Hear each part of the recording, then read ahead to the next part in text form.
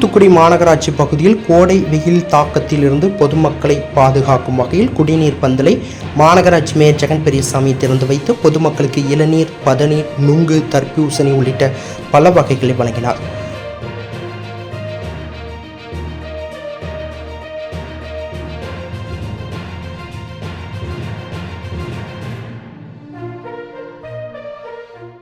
தூத்துக்குடி மாவட்டத்தில் நாளுக்கு நாள் வெயிலின் தாக்கம் அதிகரித்து வருகின்றது. இதனால் பொதுமக்கள் பிற்பகல் 11 மணி முதல் 4 மணி வரை மாநகர பகுதிகளில் நடமாட்டம் குறைவாக காணப்படுகின்றது. இருந்த போதிலும் அத்தியாவசியமான வேலைக்காக வெளியில் வரும் பொதுமக்கள் குடிநீருக்காக எந்தவித பாதிப்பும் ஏற்படக்கூடாது என்பதற்காக தூத்துக்குடி மாநகராட்சி பகுதி முழுவதும் திமுக சார்பில் நீர்மோர் பந்தல் திறக்கப்பட்டு வருகின்றது.